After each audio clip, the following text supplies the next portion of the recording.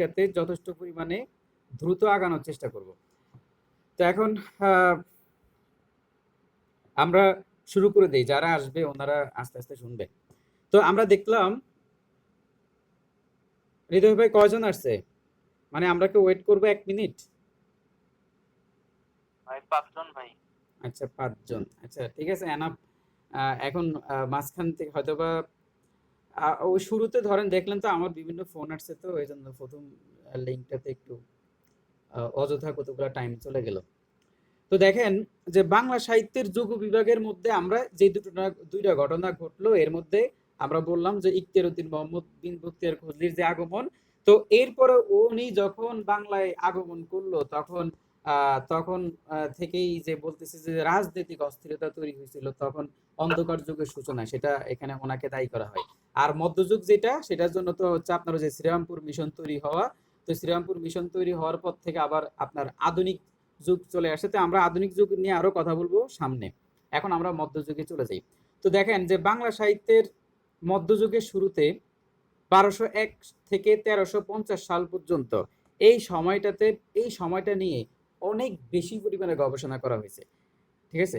এখন এখন এই সময়টাকে নিয়ে গবেষণা করার কারণ হচ্ছে এই সময়ে কোনো প্রকার আমরা যেমন ধরেন আধুনিক প্রাচীন যুগে যেমন আমরা একটা বই পাইছিলাম চর্যাপদ, মানে চর্যাপদ পাওয়ার পর আমাদের বাংলা সাহিত্যটা কত বেশি সমৃদ্ধশালী হয়ে গেছে। কিন্তু 1201 থেকে 1350 সাল পর্যন্ত এই টাইমটাতে আমরা যে সাহিত্যিক নিদর্শনগুলা আমরা এই পর্যন্ত বাংলাদেশে বাংলার মানে বাংলা ভাষায় রচিত এখন পর্যন্ত কোনো সাহিত্য আমরা আবিষ্কার করতে পারি নাই বা পাই নাই। ঠিক আছে? তাহলে এই জন্য এই যুগটাকে অনেকে অনেকে অন্ধকার যুগ বলতে চায়, তবে আবার অনেকে এটা নিয়ে যথেষ্ট পরিমাণে বিতর্ক করে। ওরা বলতেছে যেমন আমরা তো 1907 সালে আমরা চর্যাপদ পাইছি, 1909 সালে আমরা শ্রীকৃষ্ণ কীর্তন পাইছি। এমনও তো হতে পারে ভবিষ্যতে আমরা এমন কোনো গ্রন্থ পাবো, গবেষণা তো এখনো চলমান। আমরা ওই যে 1201 থেকে 1350 সালের মধ্যে আমরা তো অন্তত যদি কোনো বই পেয়ে যাই, এজন্য ওরা কেউ এজন্য অনেকেই এটাকে অন্ধকার যুগ বলতে চাচ্ছে না। ঠিক আছে? কিন্তু এত বিতর্ক হওয়ার পরেও, সবাই সবাইকে নিয়ে বিতর্ক হওয়ার পরেও কেউই পুরোপুরি যে অন্ধকারটা এটাকে সরাইয়া দিতে পারে নাই। এই জন্য এখন হুমায়ুন আজাদ সহকারে যারা গবেষক, তারা সবাই মোটামুটি একমত হয়েছে যে এটা আসলে একটা অন্ধকার যুগ, মানে যে অন্ধকারটা সেটাকে এখন পর্যন্ত সরানো যায় নাই। তো এখানে বিভিন্ন সাহিত্যিকরা বলতেছে যে 1201 থেকে 1350 এই সালের মধ্যে, এগুলো রিটেনে কিন্তু আসবে, আপনি কিন্তু এগুলো মিলিয়ে লিখতে হবে। তো 1201 থেকে 1350 এই সালের মধ্যে 150 বছর ধরে তো একটা দেশে অরাজকতা তৈরি হতে পারে না। ঠিক আছে? আর তাছাড়া মুসলিমরা তো এখানে অত্যাচার করার জন্য আসে নাই, তারা আসছে এখানে শাসন করার জন্য। তো তারা কেন সাহিত্যের উপর প্রভাব ফেলবে? আবার এটার যুক্তি হচ্ছে পরক্ষণে দেখা যাচ্ছে যে মুসলিমরাই বিভিন্ন সাহিত্যের পৃষ্ঠপোষকতা অর্জন করছে বিভিন্ন সাহিত্যে। মানে এটা বলা হয় যে আমি চর্যাপদের সময় বলছিলাম যে বাংলা ভাষা সবসময় অবহেলিত ছিল, 1952 সালেও অবহেলিত ছিল। ঠিক আছে? তাহলে এই যে বাংলা ভাষা অবহেলিত থাকার কারণে রাজ দরবারের ভাষা কখনো বাংলা হতে পারে নাই, কিন্তু এবং এই জন্য বাংলা ভাষা নিয়ে বেশি পরিমাণে সাহিত্য রচনা হয় নাই। কিন্তু এই ভাষাটাকে প্রতিষ্ঠিত করার পেছনে মুসলমানদের অনেক বেশি পরিমাণে অগ্রাধিকার এখানে আছে, কারণ তারা বেশি পরিমাণে সাহিত্যের উপর পৃষ্ঠপোষকতা লাভ করছে। এবং এবং সাহিত্য রচনায়, বাংলা সাহিত্য রচনায় তাদের অবদান খুবই অসামান্য। এখন বলতে পারবেন যে মধ্যযুগের কোন যুগটাকে, কোন সময়টাকে কোন সময়টাকে আপনার স্বর্ণযুগ বলা হয়? বলতে পারবেন মধ্যযুগের কোন সময়টাকে, কোন আমলকে? আমরা জানি যে পাঠান আমল, তারপর হচ্ছে ওই যে তুর্কি আমল, পাঠান আমল, তারপর হচ্ছে আপনার মুঘল আমল। কোন সময়টাকে স্বর্ণযুগ বলা হয়, সোনালী সময়? মোগল আলম ভাই। হ্যাঁ, মোগল যুগ, মানে মোগল যুগকে এখানে আপনার স্বর্ণালী সময় বলা হয়। ওই সময় বেশি পরিমাণে পৃষ্ঠপোষকতা লাভ করা হয়েছে, এটা আপনারা জানেন। তো এই যে এইটা নিয়ে এখন আমরা এই বিষয়গুলো নিয়ে মধ্যযুগ নিয়ে আমরা এখানে বলবো। এখন দেখেন তো এখানে বলা হচ্ছে যে 1201 থেকে 1350 পর্যন্ত কোনো তো সাহিত্য পাওয়া যায় নাই। এই জন্য 1351 থেকে 18 সাল পর্যন্ত এটাকে মধ্যযুগ বলা হয়। এখন মধ্যযুগ ধরা হয় আর এরপরে আমরা 1351 থেকে 18 সাল পর্যন্ত এটাকে আমরা মধ্যযুগের মূল সময়টা ধরতে পারি। এর আগেরটা তো অন্ধকার যুগ। তার মানে অন্ধকার যুগ আসলে মধ্যযুগেরই একটা অংশ। ঠিক আছে? কিন্তু ওই সময় তো আর বাংলা সাহিত্য মানে ওই সময় আমরা বাংলা কেন্দ্রিক কোনো সাহিত্য পাই নাই। তো মধ্যযুগ নিয়ে আমরা সামনের দিকে আরো কথা বলবো। ও আর এখানে আরেকটা বিষয় আমি হঠাৎ করে কিছুক্ষণ আগে মানে মনে রেখে ভুলে গেছি। আচ্ছা যাক, আমরা সামনের দিকে আগাই। এটা হয়তো বা আবারও মনে পড়বে। এখন দেখেন যে মধ্যযুগ আবার ২ টি ভাগে ভাগ করা হয়। একটা হচ্ছে আদি মধ্যযুগ আর একটা হচ্ছে অন্ত মধ্যযুগ। এখন আদি মধ্যযুগ বলতে আপনার ১২০১ থেকে ১৫০০ সাল পর্যন্ত, আর অন্ত মধ্যযুগ যুগ হচ্ছে আপনার ১৫০১ থেকে ১৮০০ সাল পর্যন্ত। এখন এখানে দেখেন বলছে আদি মধ্যযুগে সাংস্কৃতিক নিদর্শনগুলোর মধ্যে প্রথমে উচ্চারিত মানে উল্লেখ করা হয় বড়ুচণ্ডী দাসের শ্রীকৃষ্ণ কীর্তন। হ্যাঁ, এখন এবার একটু শোনেন। তো অনেকে বলে কি জানেন যে বাংলা সাহিত্য শুরুই হয়েছে ১৩৫১ থেকে। মানে অনেকে বলে বাংলা সাহিত্য শুরুই হয়েছে ১৩৫১ থেকে। কিভাবে এবার আমি বলি। তো সাধারণত যখন চর্যাপদটা অনেকে বলে যে যখন চর্যাপদটা আবিষ্কার হয়েছে, যদিও ডক্টর সুনীতি কুমার চট্টোপাধ্যায় ১৯২৬ সালে ওডিভিএল যে গ্রন্থের মাধ্যমে সে প্রকাশ করছে, প্রমাণ করছে যে চর্যাপদ বাংলা ভাষায় রচিত, কিন্তু এটা সর্বজনীন গৃহীত নয়। সবাই সর্বজনীন এটাকে মানে নাই। এজন্য অনেকে বলতে চাচ্ছে যে বাংলা সাহিত্যে প্রাচীন যুগ বলতে কোনো কিছুই নাই। ঠিক আছে, আমরা যদি চর্যাপদকে এক বাংলা বাংলা বাংলা থেকে সরাই ফেলি, আমরা যদি বলি চর্যাপদ বাংলা ভাষায় না, ঠিক আছে, তাহলে আমাদের তো প্রাচীন যুগ আসেই না। তাহলে আমাদের যুগটা, আমাদের বাংলা সাহিত্য শুরুই হয় শ্রীকৃষ্ণ কীর্তন দিয়ে। ঠিক আছে, এটা অনেকের ব্যাখ্যা। আমি একটু ডিটেলস আজকে বলতেছি আর কি। ঠিক আছে, তার মানে দেখেন যে অনেকে আবার প্রাচীন যুগটাকে অস্বীকারই করে। ঠিক আছে, তো এগুলো হচ্ছে বিভিন্ন ধরনের মানে ধরেন কি বলে যে এক্সট্রা তথ্য আর কি। ঠিক আছে, তো এই তথ্যগুলো যে পরীক্ষা আসবে বিষয়টা এমন না, কিন্তু আমাদের ৩টা যুগ সেটা মনে রাখতে হবে: প্রাচীন যুগ, মধ্যযুগ, আধুনিক যুগ। এগুলো হচ্ছে বিভিন্ন সাহিত্যিকদের মতামত। এখন দেখেন, আমরা জানি যে আদি মধ্যযুগ, এই আদি মধ্যযুগে বড়ুচণ্ডী দাস শ্রীকৃষ্ণ কীর্তন শ্রীকৃষ্ণ কীর্তন লেখছে। এবার কীর্তিবাসের রামায়ণ, মালাধর বসু শ্রীকৃষ্ণ বিজয় এবং এবং বিজয় গুপ্তের মনসামঙ্গল কাব্য প্রভৃতি আদি আদি আদি যুগের নিদর্শন। তার মানে দেখেন যে আদি যুগে কি কি রচনা হয়েছিল: শ্রীকৃষ্ণ কীর্তন, মালাধর বসু শ্রীকৃষ্ণ বিজয় লেখছে, মনসামঙ্গল, এগুলো সবগুলো হচ্ছে আপনার আদি যুগের নিদর্শন।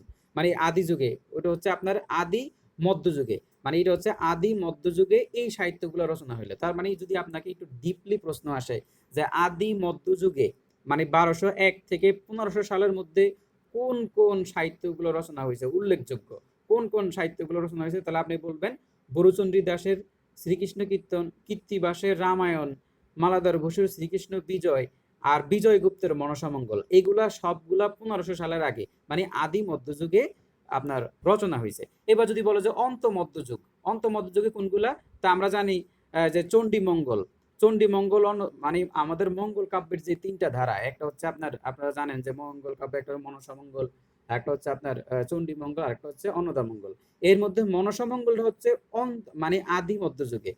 ঠিক আছে, আর অন্ত মধ্যযুগ মানে ১৫০১ থেকে ১৮ সালের মধ্যে যেটা, সেটা হচ্ছে আপনার চণ্ডীমঙ্গল এবং চৈতন্য জীবনী, মানে চৈতন্য যেই মানে চৈতন্য যে জীবনীগুলো লেখা হয়েছে ওগুলা, আর অন্নদামঙ্গল, এগুলো হচ্ছে আপনার অন্ত মধ্যযুগে। বেশি পরিমাণে ডিপ প্রশ্ন আসলে এগুলা নিয়ে কথা আসবে। তার মানে আমরা আদি মধ্যযুগ এবং অন্ত মধ্যযুগে রচিত যেসব সাহিত্যগুলো এগুলা বললাম। এবার আমরা বলতে পারি মধ্যযুগে আবার আরেকটা বিষয় হচ্ছে শ্রী চৈতন্য মহাপ্রভুর আবির্ভাব। আপনারা জানেন যে বাংলা সাহিত্যে একটা পঙ্গক্তি না লেখেও, একটা লাইন না লেখেও মানে সেই শ্রী চৈতন্য যে দেব, হ্যাঁ, শ্রী চৈতন্য দেবের নামে একটা যুগের সৃষ্টি হয়ে গেছে। ঠিক আছে, তো এগুলা নিয়ে আমরা আসবো, যখন চৈতন্য পড়বো তখন আমরা এই চৈতন্য যুগের বিষয়গুলো নিয়ে আসবো। তো মনে করা হয় মধ্যযুগে বাংলা সাহিত্যকে নবজাগরণ হয়েছিল চৈতন্য দেবকে কেন্দ্র করেই। তার মানে মধ্যযুগের সবচেয়ে প্রভাবশালী যে ব্যক্তিত্ব সেটা হচ্ছে চৈতন্য দেব, এবং এটাকে চৈতন্য রেনেসাঁও বলা হয়। তাহলে দেখেন এখানে এক নজরে মধ্যযুগ নিয়ে অনেকগুলো তথ্য বলা আছে। হয়তোবা আপনারা ধরতে পারছেন, হয়তোবা ধরতে পারেন নাই, তবে সামনের দিকে আমাদের আলোচনাতে অবশ্যই এগুলো চলে আসবে। এবার দেখেন, তো মধ্যযুগকে আমরা অনেকভাবে ভাগ করা যায়। প্রথম হচ্ছে আমরা এই যে দেখেন যে মধ্যযুগ, এই যে ৬৫০ থেকে ১২০০, মধ্যযুগ সরি প্রাচীন যুগ ৬৫০ থেকে ১২০০, মধ্যযুগ ১২০১ থেকে ১৮০০, আর আধুনিক যুগ হচ্ছে ১৮০১ থেকে বর্তমান কাল পর্যন্ত, এটা রানিং। এখন এর মধ্যে আবার মধ্যযুগকে আবার ২টা ভাগে ভাগ করছে। এর মধ্যে একটা হচ্ছে আদি মধ্যযুগের সাহিত্য, আর একটা হচ্ছে অন্ত মধ্যযুগের সাহিত্য। আবার মধ্যযুগের মধ্যে আবার অন্ধকার যুগও আছে।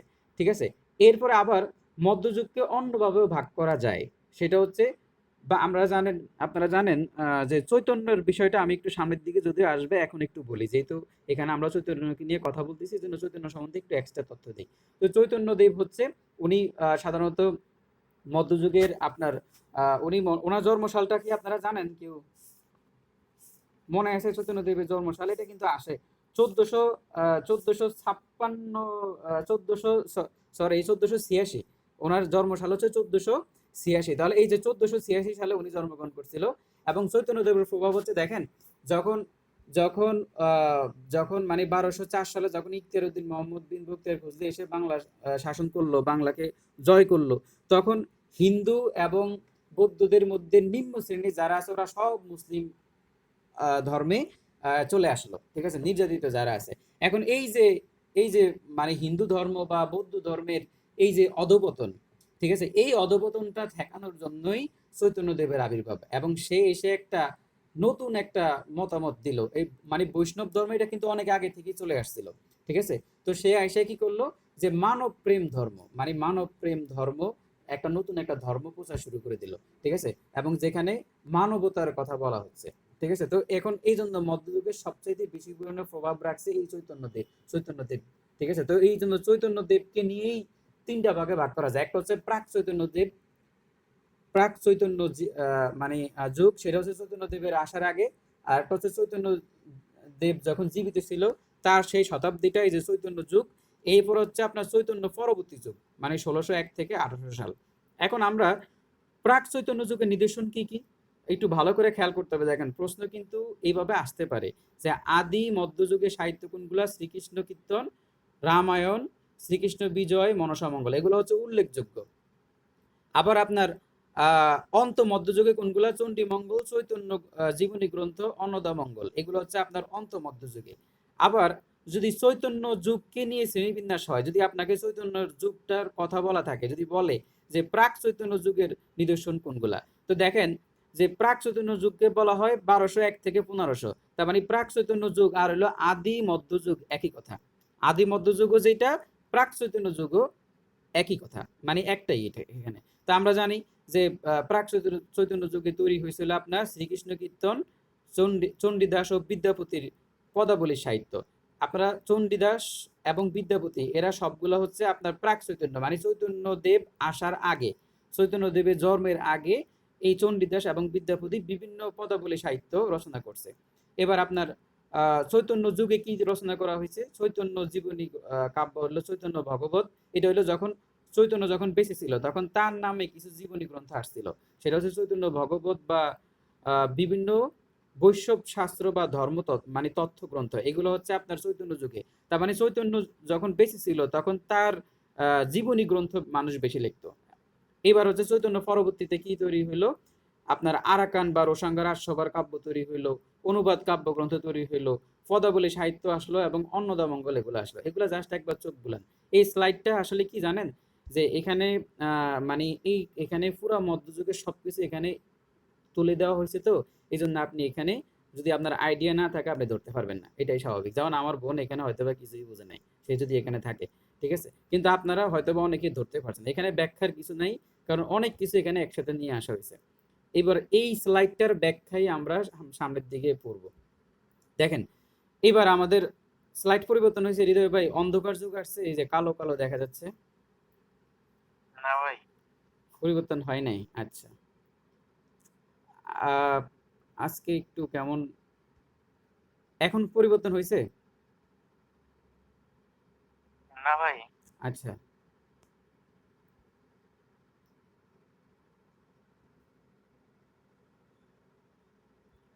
দেখেন এখন ইনশাল্লাহ পরিবর্তন হবে।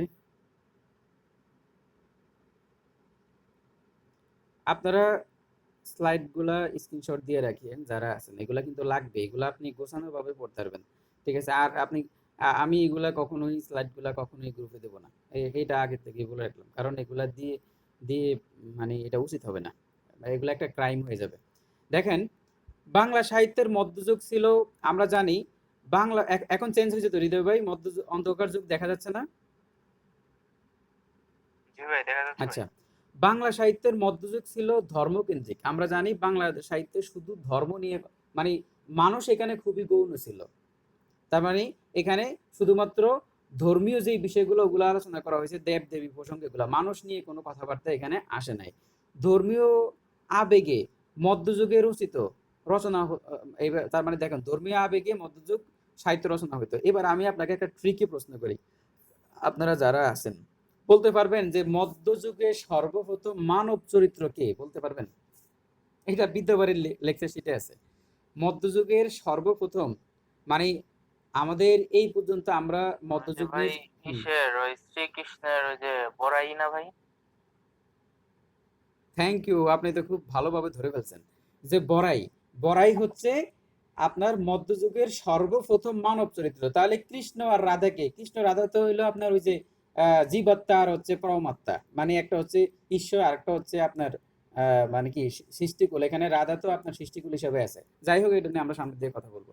তো এখন দেখেন যে অন্ধকার যুগ শুরু হচ্ছে 1201 থেকে 1300 খ্রিস্টাব্দ পর্যন্ত। এই 150 বছর কেউ কেউ অন্ধকার যুগ বলে চিহ্নিত করেন। অনুমান করা হয় তুর্কি বিজয়ের ফলে মুসলমান শাসন আমলে সূচনার পটভূমিতে নানা অস্থিরতার কারণে এই সময় তেমন কোনো উল্লেখযোগ্য সাহিত্য রচনা হয় না, এটা আপনারা জানেন। ডক্টর সুকুমার সেনের মতে মুসলমান অভিযানের দেশের আক্রান্ত অংশ বিপর্যয় শুরু হয়েছিল। এটা হচ্ছে ডক্টর সুকুমার সেন বলছিল মধ্যযুগ নিয়ে। আপনি এই স্লাইডটা খুব ইম্পর্টেন্ট, সরি অন্ধকার যুগ নিয়ে এটা, মানে আপনি এগুলা আপনার রিটেনে লিখতে হবে। গোপাল হালদার বলছে কি, তখন মানুষের জীবন ও সংস্কৃতি তুর্কি আঘাতে এবং ধ্বংস অরাজকতার মূর্ছিত অবসন্ন হয়েছিল, এবং খুব সম্ভব সেই সময় কেউ কিছু সৃষ্টি করার যেই মানে মানে সৃষ্টি করার মতো কোনো পরিমাণ প্রেরণা পায় নাই। মানে মানে কি বলে গোপাল হালদার উনি একদম মুসলমানদেরকে বাস ভালো করে দিয়ে দিছে। মানে উনি বললো যে তুর্কিরা এত বেশি আঘাত এত বেশি ধ্বংসলীলা করছে যে ওই সময় 150 বছর ধরে মানুষের মনের মধ্যে কোনো প্রকার সাহিত্য নিয়ে কোনো প্রকার চিন্তা ভাবনা আসে না। এটা একদম হাস্যকর বিষয়, কারণ একটা দেশে কখনোই 150 বছর ধরে অরাজকতা নিপীড়ন এগুলা চলতে পারে না। পণ্ডিতরা এই সমস্যার পণ্ডিতরা এই সমস্যাটি নিয়ে অনেক ভেবেছেন, অনেক আলোচনা করছেন, কিন্তু কেউই কেউই অন্ধকারটা সরিয়ে ফেলতে পারে নাই। মানে যারা অন্ধকার যুগের পক্ষে কথা বলছে, যেটা প্রকৃত অন্ধকার যুগ নয়, তারা আসলে এই অন্ধকার যুগের যেই বিষয়টা, এই যে যুগের মধ্যে থেকে যেই অন্ধকারটা এটাকে আসলে সরাইতে পারে নাই। এই জন্য এখনো আমরা 1201 থেকে 1350 সময়টাকে আমরা অন্ধকার যুগ হিসেবেই বলবো। এটার পিছনে আরো সুন্দর একটা ব্যাখ্যা আছে। যেহেতু আমরা বাংলা সাহিত্যের যুগ বিভাগ নিয়ে পড়ছি, কিন্তু ওই সময় অন্ধকার যুগে আমাদের যে 3টা সাহিত্য পাওয়া যায়, সেই 3টা সাহিত্যের মধ্যে তো এই সাহিত্যগুলো তো বাংলা না। যেহেতু এগুলো বাংলা না, সো আমরা এটাকে যেহেতু বাংলা সাহিত্যের যুগ বিভাগ করতেছি, এই জন্য আমরা এটাকে অন্ধকার যুগই বলবো, কারণ আমরা এখন পর্যন্ত অন্ধকার যুগ থেকে বাংলা ভাষায় রচিত কোনো সাহিত্য পাই নাই। এবার দেখেন যে অন্ধকার যুগ নিয়ে বিতর্ক। অন্ধকার যুগের জন্য তুর্কি শাসক দায়ী করলেও পরবর্তীতে মুসলমান শাসকগণ বাংলা সাহিত্যের পৃষ্ঠপোষকতা করেন, এটা তো আমরা বলছিলাম। সেন আমলে ব্রাহ্মণবাদীদের অত্যাচারে বৌদ্ধ পণ্ডিতরা আপনার বিতাড়িত হয়েছে, মানে তারা আমাদের বাংলাদেশে তো থাকতে পারে নাই। তো সেন আমলে বৌদ্ধদেরকে দৌড়াই দিছে এখান থেকে, বাংলাদেশ থেকে, মানে বাংলা থেকে। এবং ব্রাহ্মণবাদীদের অত্যাচারে বৌদ্ধরা বিতাড়িত হলে অবহেলিত বাংলায় ভাষার প্রতি মনোযোগ দানের লোকের অভাব ছিল। খুব গুরুত্বপূর্ণ একটা তথ্য খেয়াল করেন, বাংলা সাহিত্যের চর্যাপদ রচনা করছিল কারা? বুদ্ধরা। তার মানে বাংলা ভাষাটা নিয়ে কথা বল, বাংলা ভাষাটা কাদের মুখের ভাষা ছিল? কারা এই ভাষায় সাহিত্য রচনা করতো? বুদ্ধরা। এখন সেনরা আইসা কি করছে, পিটে সবগুলাকে আপনার পাঠিয়ে দিছে ওই নেপালের দিকে। এখন আপনারা জানেন যে সেনরা তো বাংলা ভাষা সাহিত্য রচনা করে না, ঠিক আছে? যেমন ওই যে লক্ষণ সেনের সভাকবি হলায়ত মিশ্র, তিনি সংস্কৃত ভাষায় গীত গোবিন্দ লেখছে। তার মানে হিন্দুরা সাধারণত শিক্ষিত মানেই সংস্কৃত ভাষায় শিক্ষিত। এই জন্য আসলে যখন সেনরা আসছে, তখন তো আর আপনার বুদ্ধরা বিতাড়িত হয়েছে, তখন আর বাংলা ভাষায় কোনো সাহিত্য রচনা করা যায় নাই। ঠিক অন্ধকার যুগের জন্য যেমন মুসলমানদেরকে দায়ী করা হচ্ছে, ঠিক সেম ভাবে হিন্দুদেরকে দায়ী করা যায়, কারণ হিন্দু যে সকল কবিরা ওরা তো সংস্কৃত ভাষায় লিখতো, ঠিক আছে? ওরা তো আর বাংলা ভাষায় লিখতো না। সম্ভব তুর্কি বিজয়ের পূর্বে বাংলা লেখা ভাষার মর্যাদা পায়নি। এই যে কি সম্ভবত তুর্কি বিজয়ের পূর্বে বাংলা লেখ্য ভাষার মর্যাদা পায়নি। ওই যে তুর্কিদের আগে আসছিল কারা? পালদেরকে দৌড়ায় আসছে সেনরা। এবার সেনরা এসে তো বৌদ্ধদেরকে সরাই দিছে, তাহলে এখানে সাহিত্য রচনা কিভাবে হবে? তার মানে দোষটা তো আসলে সেনদের উপরেও, মানে হিন্দুদের উপরেও। আর মনে রাখবেন, হিন্দুরা কিন্তু সংস্কৃত ভাষায় সাহিত্য লিখতো ওই সময়। তখনকার শিক্ষিত লোক মাত্রই সংস্কৃত শিক্ষিত ছিল। বাংলা তখন ধর্মপ্রচার বা রাজ্য শাসনের বাহন ছিল না, মানে বাংলা ভাষায় কেউ ধর্মপ্রচার করবে বা রাজ্য পরিচালনা করবে, এটা আসলে ছিল না। বাংলা ছিল সাধারণ মানুষের মুখের ভাষা। এছাড়াও কোনো সাহিত্য সৃষ্টি হয়নি এবং পুরোপুরি সত্য নয়। কিন্তু এই সময়ে, এই যে 1201 থেকে 1350 সালের মধ্যে যে কোনো সাহিত্য রচনা হয় না, এই কথাটা পুরোপুরি সত্য নয়। এই সময়ে মধ্যযুগের কোনো সাহিত্যিক নির্দেশন না পাওয়া গেলেও অপভ্রংশ, খেয়াল করেন, অপভ্রংশ জিনিসটা বুঝেন, প্রাকৃত ভাষা থেকে যখন বাংলা ভাষা আসছিল, তখন এই যে মাঝখানে অপভ্রংশ মানে ভাষার যে রূপান্তর, পরিবর্তনটা।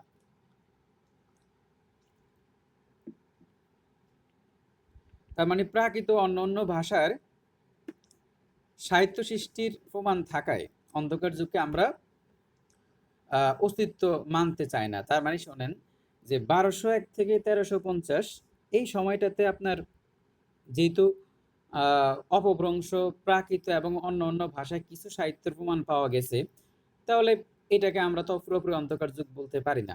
কিন্তু ওই যে বললাম, এই অন্ধকারটা সরাইতে পারে নাই। কেন পারে নাই? কারণ এই যে দেখেন, অপভ্রংশ, প্রাকৃত, অন্য অন্য ভাষা, এগুলো তো আর বাংলা ভাষা না। আমরা তো বাংলা ভাষার যুগ বিভাগ নিয়ে কথা বলতেছি। এখন দেখেন, যে অন্ধকার যুগে রচিত কিছু সাহিত্য, প্রথম হচ্ছে শূন্য পুরাণ। এটা কে লেখছে বলেন? রামাই পণ্ডিত। আচ্ছা, এবার শেখ সুবোধাই কে লেখছে বলেন? হলয় মিশ্র ভাই। হলায়ত মিশ্র। আচ্ছা, এরপরে আমরা জানি অন্ধকার যুগে যে খনার বচন এবং আজ্জা বা ফির মহত্ব ব্যাপক প্রেম সঙ্গীত ছিল, প্রাকৃত পৈঙ্গল ছিল। এখন এই যে প্রাকৃত পৈঙ্গল কে লেখছে বলেন? শ্রীহর্ষ ভাই। শ্রীহর্ষ। দেখছেন? এই যাই হোক, আপনারা, এবং এগুলা যদিও খুব সাধারণ প্রশ্ন, এগুলা আপনারা এখানে যারা আছেন সবাই পারেন। প্রাকৃত ভাষার এটাকে বলা মানে গীতিকাব্য। তো এটা হলো যে প্রাকৃত পৈঙ্গল, এটা কিন্তু আপনার প্রাকৃত ভাষায় রচনা হয়েছে। আচ্ছা, তো এবার আমরা শূন্য পুরাণ নিয়ে কথাবার্তা বলি। তো শূন্য পুরাণ এটা লেখছে রামাই পণ্ডিত রচিত ধর্মপূজার মানে শাস্ত্র গ্রন্থ হচ্ছে শূন্য পুরাণ। তো রামাই পণ্ডিতের কাল হচ্ছে 1300 শতক বলে মানে অনুমিত হয়। মানে এটা রচনাকাল 1300 সালে, মানে যখন আপনার অন্ধকার যুগ চলছিল, তখন বাংলাটা ইয়ার কাছে চলে গেছে, কি বলে, মানে তুর্কিদের কাছে বাংলা শাসনভার চলে গেছে। তো এইটা হচ্ছে আপনার গদ্য পদ্য মিশ্রিত চম্পু কাব্য, মানে কাব্যের ধরনটা হচ্ছে চম্পু কাব্য। আর এতে বৌদ্ধদের শূন্যবাদ এবং হিন্দুদের লৌকিক ধর্মের মিশ্রণ করছে। তার মানে বৌদ্ধদের শূন্যবাদ একটা মতামত, আর হিন্দুদের লৌকিক ধর্ম দুটার মিশ্রণের মাধ্যমে এই শূন্য পুরাণ এটা লেখা হয়েছে, এবং এটার দ্বারা আসলে আপনার ধর্ম প্রচার উদ্দেশ্যে এটা লেখা হয়েছে। শূন্য পুরাণেও এর বিভিন্ন দিক নিয়ে আলোচনা করা হচ্ছে। আচ্ছা, এই কাব্যগ্রন্থের, এই যে শূন্য পুরাণ যেই গ্রন্থটা, এই এবং এটা আপনার, আচ্ছা, এটা কোন ভাষায়, মানে কোন ভাষায় লেখা হয়েছে জানেন?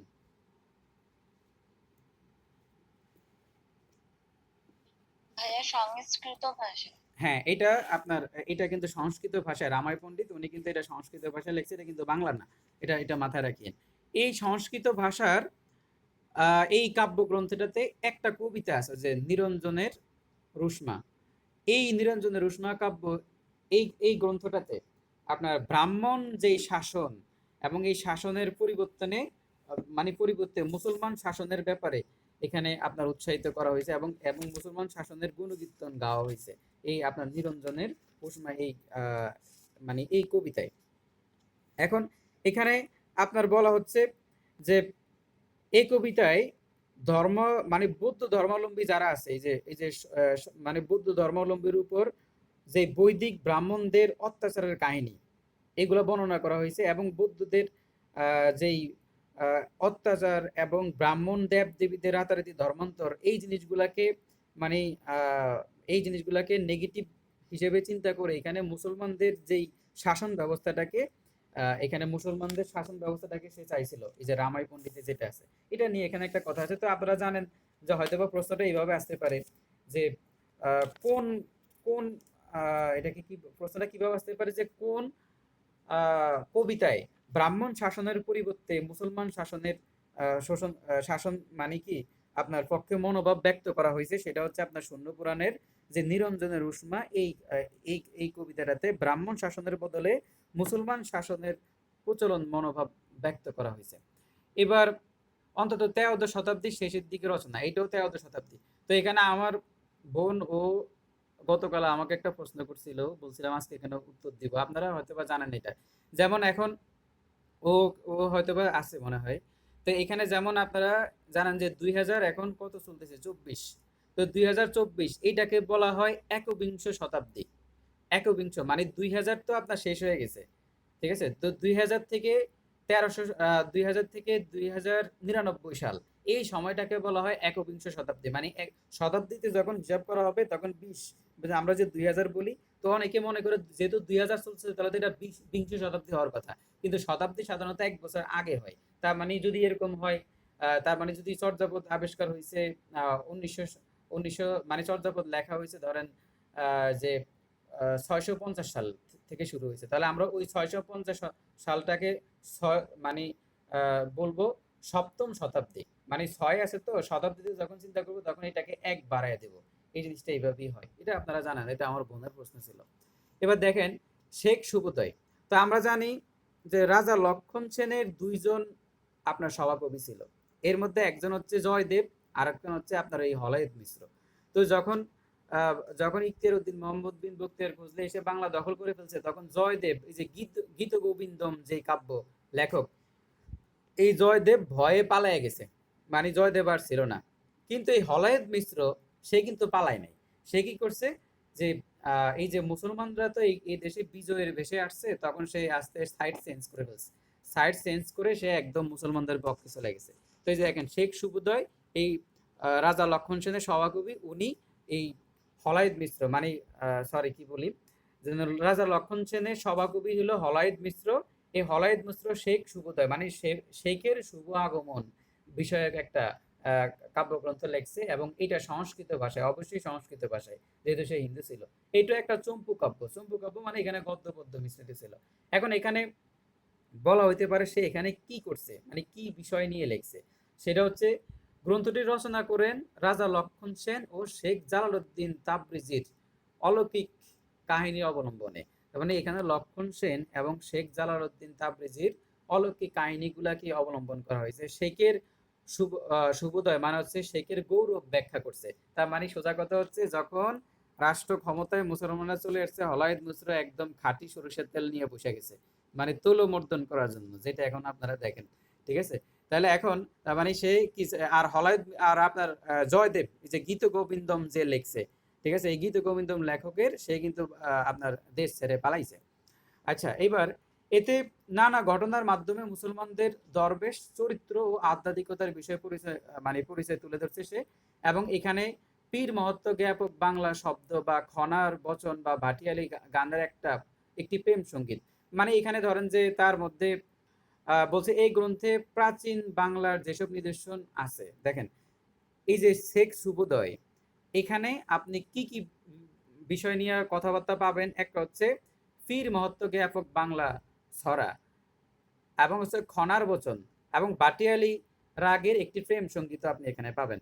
এখন আপনারা জানেন যে খনার বচন হচ্ছে প্রাচীন খনার বচন এবং ডাক ও খনা, এগুলো হচ্ছে আপনার প্রাচীন যুগের নিদর্শন, তবে অলিখিত নিদর্শন। প্রাচীন যুগে অলিখিত নিদর্শন হচ্ছে ডাক ও খনার বচন, আর এগুলা লিখিত হয় মধ্যযুগে। তার মানে যদি বলে যে, যদি আপনাকে প্রশ্ন করে ডাক ও খনার বচন কোন যুগের লিখিত নিদর্শন, তখন উত্তর হবে মধ্যযুগ। যদি বলে ডাক ও খনার বচন কোন যুগের অলিখিত সাহিত্য, তখন উত্তর হবে প্রাচীন যুগ। আশা করি জিনিসটা মনে থাকবে। এবার শেখের শুভোদয় মানে শেখের গৌরব বিষয়টা এখানে তৈরি করা হয়েছে। আর আমরা জানি যে শেখ শুভোদয়ের মধ্যে আপনার পীর মহত্ব জ্ঞাপক বাংলা ছড়া বা খনার বচন বা ভাটিয়ালি গানের একটা প্রেম সঙ্গীত এখানে দেওয়া হচ্ছে।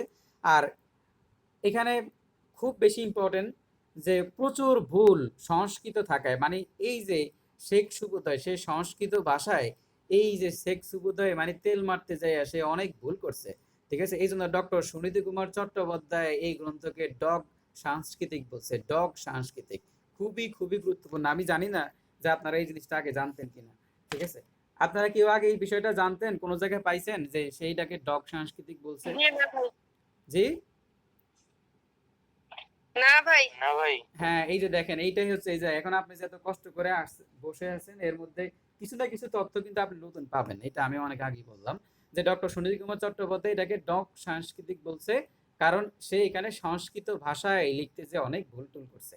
এবার ডাক ও খনার বচন নিয়ে বলি। ডাক ও খনার বচন প্রাচীন যুগে লিখিত হলেও মুখে মুখে প্রচলিত হলেও আধুনিক যুগে চলে এসেছে, এবং সেই জন্য এর ভাষায় প্রাচীনত্ব অবশিষ্ট নেই। আমরা কিন্তু ডাক ও খনার বচন নিয়ে এখনো কথা বলি, ঠিক আছে? ওই যে আপনার ওই যে উনো বর্ষায় দুনো শীত, এই ধরনের বিভিন্ন কথাবার্তা আছে, এগুলা কিন্তু যে আপনার ওই খনার বচন, মানে কৃষি বিষয়ক বিভিন্ন কথাবার্তা কিন্তু এখনো আমাদের এই ডাক ও খনার বচনের প্রবাদগুলো এখনো আমরা কিন্তু বলি। আচ্ছা যাই হোক, আমরা ডাক ও খনার বচন নিয়ে শুরু করি। ডাক ও খনার বচন। ডাক ও খনার বচনকে বাংলা সাহিত্যের প্রাচীন যুগে সৃষ্টি বলে বিবেচিত হয়, কিন্তু এগুলো বিকাশ লাভ করে মধ্যযুগের শুরুতে। তার মানে মধ্যযুগের শুরুতে এগুলো লেখা হয়েছিল। তিব্বতী ভাষায় ডাক ও খনা শব্দদ্বয়ের অর্থ হচ্ছে প্রজ্ঞাবান, মানে যে অনেক কিছু জানে, মানে যার জ্ঞানটা একটু ভালো। তো সুভাষু নীতি বা বিধিমালা বিভিন্ন প্রকার আপনার উপদেশ, ডাক ও খনার বচনে বিভিন্ন প্রকার উপদেশ এখানে আছে, ঠিক আছে? যেমন ধারণা করা হয়, এবার আমরা ডাক ও খনার বচন নিয়ে বিস্তারিত করব। একটা বই আছে, সেটা হচ্ছে আপনার শিখর, একটা বই আছে, মৌসিলা নাজনীন উনি লিখছিল। তো বলা হয়, মনে রাখবেন ডাক, এখন ডাকটা যে এটা যে বৌদ্ধ ধর্মের তথ্য কথা, বৌদ্ধ ধর্মের কথাগুলো যেখানে বলা হয়, এটা কিন্তু মনে রাখা খুব ডিফিকাল্ট, মানে আমার নিজেরও মনে থাকে না। তো আপনি ডাকের সাথে একটা জিনিস মনে রাখবেন, ডাকার্ণব। ওই যে হরপ্রসাদ শাস্ত্রী ওই যে 4টা পুঁথি পাইছে না, সরপাদের দোহা, কৃষ্ণপাদের দোহা, ডাকার্ণব, ঠিক আছে? ওই যে ডাকার্ণব যেটা, ওই ডাকার্ণব থেকেই ডাক কথাটা আসছে, ঠিক আছে? তাহলে এই মনে রাখবেন, ডাক থেকে ডাকার্ণব। আর ডাকার্ণব কাদের? বৌদ্ধদের। তার মানে এই যে ডাক যেই বিষয়টা, হ্যাঁ, মানে এখানে দুইটা বচন, একটা হচ্ছে ডাকের বচন, একটা হচ্ছে খনার বচন। ডাকের বচনটা হচ্ছে বৌদ্ধদের, আর খনার বচনটা হচ্ছে হিন্দুদের, মানে হিন্দুদের। এখন এই খনাকে নিয়ে আগে স্লাইডে যেহেতু খনা নিয়ে আসে, তাহলে আমরা খনাকে নিয়ে বলি। আচ্ছা, আপনারা কি ডাক ও খনার বচন দেখতেছেন? মানে 32তম বিসিএস প্রশ্ন এরকম একটা স্লাইড আসছে কিনা আপনাদের? আচ্ছা, ঠিক আছে।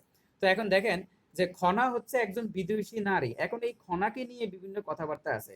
তা আমরা মহসিনা নাজনীনের যে গ্রন্থটা, সেখানে বলা হচ্ছে যে সবচেয়ে নির্ভরযোগ্য বিষয় সেটা হচ্ছে তিনি ছিল বিক্রমাদিত্য, মানে খনা ছিল আপনার খনার যেই শ্বশুর ছিল রাজা বিক্রমাদিত্যের মানে সবার পণ্ডিত, ঠিক আছে? তো এখন আর আর তো এই খনা ছিল অনেক বেশি পারদর্শী, মানে জ্যোতিষ বিজ্ঞানে সে কিন্তু জ্যোতিষ বিজ্ঞানও পারদর্শী ছিল, আর সে কৃষি বিজ্ঞানও পারদর্শী ছিল। তো এই খনার বচন হচ্ছে কি, খনা সাধারণত আপনার তার নাম আছে, তার নাম হচ্ছে আপনার লীলাবতী, বুঝছেন? খনার নাম হচ্ছে লীলাবতী। এখন খনা কেন আসছে সেটা শোনেন। খনা মানে হচ্ছে কাউকে যদি জীব কেটে দেওয়া হয়, ধরেন আপনি কারো ধরে জীব কেটে দিলেন, তখন সে বোবা হয়ে যাবে, এই বোবাটা কি বলা হয়? খনা, ঠিক আছে? তার মানে আমরা আগে মনে করতাম খনা মানে কারোর নাম, আসলে না। খনা হচ্ছে ওর জীবটাকে কেটে দেওয়ার পরে এটাকে বলা হচ্ছে খনা, মানে ও বোবা, ও প্রতিবন্ধী, ঠিক আছে? কিন্তু ওর আসল নাম হচ্ছে লীলাবতী, এই যে যেই বিদুষী নারীর কথা বলা হচ্ছে। তো এখানে তাহলে তার জীবটা কেটে দেওয়ার কারণ কি? কারণ হচ্ছে যে ওনার যে শ্বশুর ছিল রাজা। ভাই হ্যাঁ, বলেন। ভাই এখন কোন স্লাইডে আছেন? যে শূন্য পুরাণ রচনা করেন, এই স্লাইডে কি আছেন ভাই? না না, শূন্য পুরাণ রচনায় নাই আমি। আরেকটা স্লাইড তাহলে চেঞ্জ হয় নাই, হ্যাঁ? আচ্ছা, আমি আবার দিচ্ছি। মনে হয় চেঞ্জ হয় না ভাই। শূন্য পুরাণ রচনা করেছেন যে লাস্টে 32তম বিসিএস হ্যাঁ হ্যাঁ হ্যাঁ, এই স্লাইডে আছে তো। পণ্ডিত শ্রীকর নন্দী। হ্যাঁ, আছে আছে। এই স্লাইডে আছেন কি ভাই? হ্যাঁ হ্যাঁ, এই স্লাইডে আছে। আচ্ছা আচ্ছা, ঠিক আছে। তাহলে এখন দেখেন যে বিদুষী নারী বলা হচ্ছে খনাকে। এখন এই খনার আসল নাম হচ্ছে লীলাবতী, এবং তার যেই বাবা, মানে তার যে শ্বশুর ছিল রাজা বিক্রমাদিত্যের সভাকবি।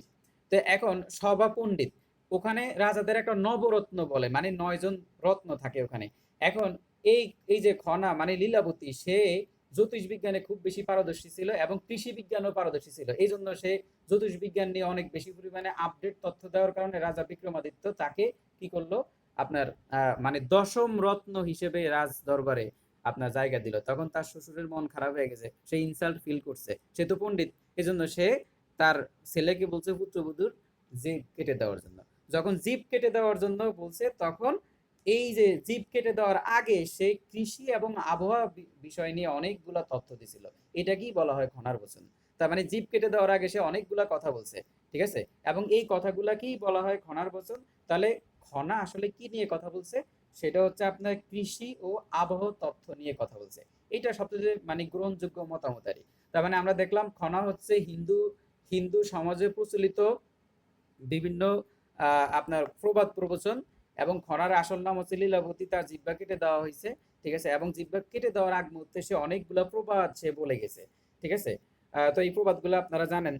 ওই যে যেমন একটা আছে যে সেচ দিয়ে করো চাষ, তার সবজি 12 মাস, ঠিক আছে, এরকম অনেকগুলা প্রবাদ তার বলে দেওয়া আছে। এবং সে এখান থেকে তাহলে কি আসবে, বলবে যে খনা কোন ধর্মের, মানে খনার বচনগুলা কোন ধর্মে প্রচলিত ছিল? হিন্দু ধর্মে।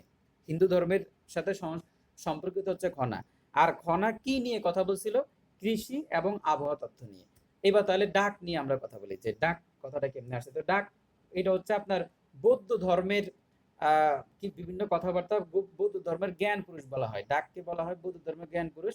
এখন ডাক যে একজন সেটা নিয়ে মতভেদ আছে, ডাক অনেকজন হতে পারে। তো মনে রাখবেন, ডাক থেকে ডাকার্ণব, ডাকার্ণব হচ্ছে বৌদ্ধ ধর্মের পুঁথি, এবং এই ডাকার্ণব বা ডাকে আপনার জ্যোতিষ বিজ্ঞান নিয়ে কথা বলা হয়েছে। তার মানে ডাকে হচ্ছে জ্যোতিষ বিজ্ঞান, আর খনাতে হচ্ছে কৃষি এবং আবহাওয়া তথ্য নিয়ে বেশি পরিমাণে কথা বলা হয়েছে। ডাক হচ্ছে আপনার বৌদ্ধদের, খনা হচ্ছে আপনার হিন্দুদের।